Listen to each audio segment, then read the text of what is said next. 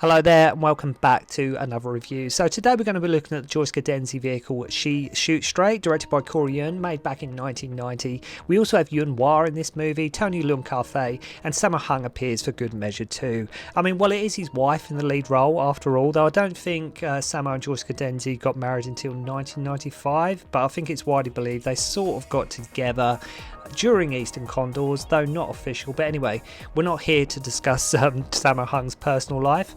In many ways, the film is following on in that mood from sort of the Yes Madams, the Inspector Wears Skirts, which were all hugely successful female-led action movies. So this movie was sort of following on in that same vein, in that trend, in them footsteps. Godenzi herself was crowned Miss Hong Kong 1984. I think Michelle Yeoh was Miss Malaysia 1983, and I think Maggie Cheung was like second place for Miss Hong Kong the same year. Don't ask me how I know that, no idea why I've got that information in my head, but I think it was around them time, like Miss Malaysia, Michelle Yeoh, I think Maggie Cheung was runner-up Miss Hong Kong. But anyway, Godenzi obviously had a big break in, like I mentioned, Sammo's Eastern Condors, which showed not only could she take on hardcore action, but also that she could actually act as well. Unfortunately, not everyone in the local Hong Kong audiences were warming to her as such, like by certain members of the public, largely due to Joyce's mixed race heritage. I think in many ways this was Sammo and Yuen was to market Joyce as a female action star properly, to show the public what she can do, to show them to stop being so narrow-minded and appreciate what an amazing screen presence and action star she is. Yuen, though you could argue as like maybe is less known than say Jackie Chan or Sammo, but he had sort of established himself as sort of a major director of action movies with this non-stop kinetic style and a focus on speed, and his movies by and large they move along at quite a brisk pace. The vast majority of Yuen's films do go along at quite rapid pace, and aside from maybe a handful like Bodyguard from Beijing is quite slow paced, but by and large, Yuen's films, they do go along at quite a momentum. Plus, like Yuen was well versed in the art of making modern day action pictures, you know, involving car stunts, vehicles, that kind of thing. Plus, it was him that directed Yes Madam, so I'm sure this is why Sammo was like, you know what, I'll get Yuen to direct this, he's a safe bet. And there's actually more drama or attempts at drama and character in this than sort of his other movies, which, you know, let's be honest, often have the odd plot hole, but you don't care with like Yuen's films because you're always having such a good time. I mean, the man directed some incredible classic Hong Kong action movies, vast majority of which I've actually reviewed on this channel. Still a few to go, but here with She Shoots Straight, he's really sort of taken his feet off the gas every now and then, and also you could argue it's because of this and movies like Yes Madam as to why he was hired to direct the adaptation of the video game Dead or Alive, if I can say it right, if you've seen that movie. But anyway, let's get into She Shoots Straight and let's see what this movie's all about. So you have to love how the film starts with, you got Sammo right away. You know, you see Sammo right away at this wedding, and he's like the leading characters are behind us because it's sort of a in joke. You see Sammo, you think he's going to be the star, and he's like, no, the lead characters are behind us. So Joyce is getting married to Tony Leung. They're basically all cops, you see, and his colleagues and his sisters are not in favour of her at all, and they make it super obvious. Suddenly we're at this fashion show, and it's sort of very late 80s here. So this was only 1990, and guess what? Some guys with guns are coming. You know, go figure. Joyce's Mina gets taken hostage after they like throw some gas canisters in. Suddenly the place is empty and we have like some zip lining too, and no one would blame you for thinking at this point, you know, sometimes these action scenes just come out of nowhere and nobody would blame you at this point for thinking, what the hell is going on? I mean, you watch Miss Godenzi here though, up there with the likes of Cynthia Khan, etc. You have to remember Joyce had like no martial arts training whatsoever, but she does some amazing stunt work in this movie, like even here holding onto the roof of cars at high speeds and everything like that. Carina Lau as Leung is annoyed that Mina got promoted and not her, so Tony is all over Joyce as he really wants to have a baby, right? So much so that he actually puts holes in the condom he's going to use. Like, that is really what actually happens. That is what he does. We then have Yuen escaping from the Vietnamese detention centre and is after some guns, and of course the deal goes south and a shootout ensues. And what's annoying is just as this is getting going and ramping up momentum, we cut to the police station.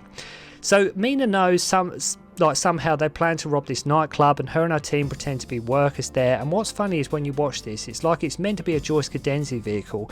She really hasn't had all that much screen time and much to do at this point so far in the movie. So before you know where you are, another shootout begins. Have like a little infrared sequence here that really doesn't pay off half as well as it should have done, but they do bring it back a bit and try to sort of make it a thing. But you think it's going to be this big sort of action scene with like this novel twist, but they don't. Korean doesn't really, I felt, make as much as he could have done. So War and his buddies leave, and now they want to avenge one of their fallen buddies and cut off some of their hair and all make a pact. Again, don't worry too much about what I'm saying. I am just literally crashing through this plot here like I do with a lot of my reviews. I am just crashing through the plot just as it goes along, just letting you know my thoughts, opinions and everything else on the movie. So Mina's chief is not happy as the operation was not a complete success. Leung gets suspended and blames Mina for signing the papers. Again, there isn't really a main lead as such, arguably, and Yuen-hwa's motives in this movie are very tiny, and it's actually Carina for the most part who is sort of stealing the show in the film. Not to take anything away from Joyce Godenzi.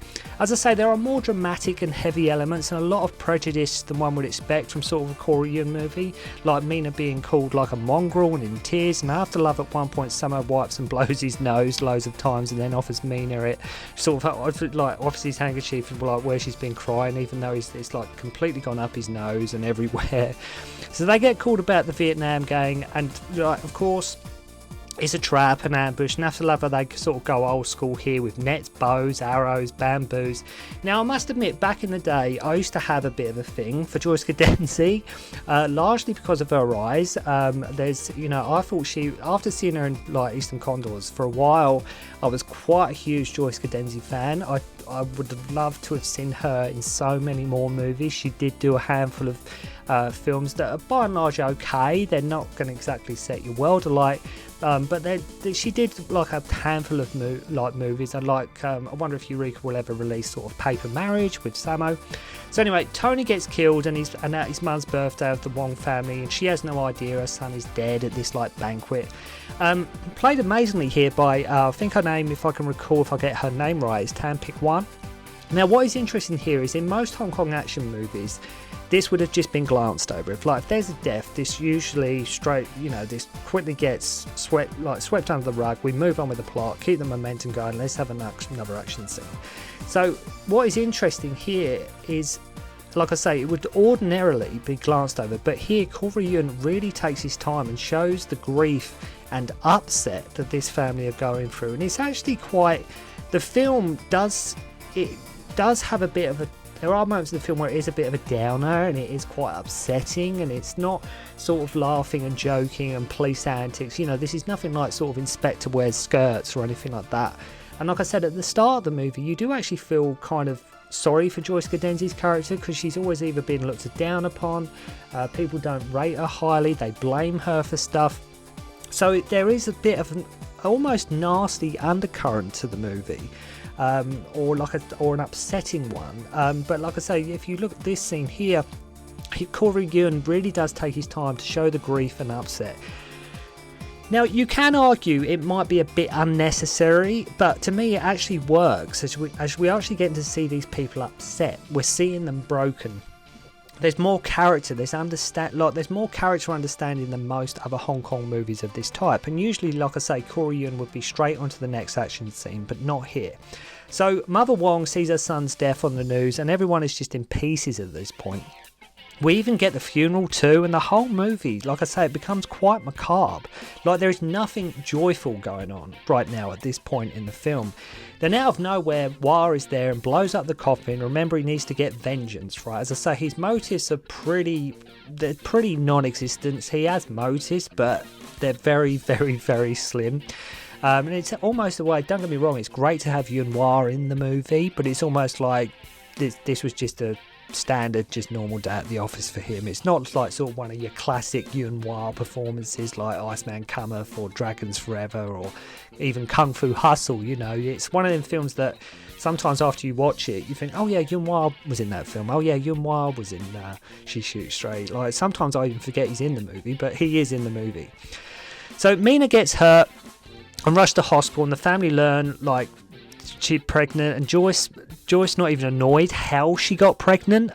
They perform an operation on her to save the baby, so of course they all want revenge. Interesting to note, we haven't had a single what you would call fight sequence yet for the most part. Leung and Mina set off to the harbour to sort of get justice. Look out for Ko Yuen here, who has a small cameo. He's always, sometimes Ko Yuen does sort of the whole Hitchcock thing. He sometimes has like a brief cameo. I think in My Father's Hero, doesn't he appear briefly as a bartender in that as well? And he obviously is in Hero as well, with Yuen.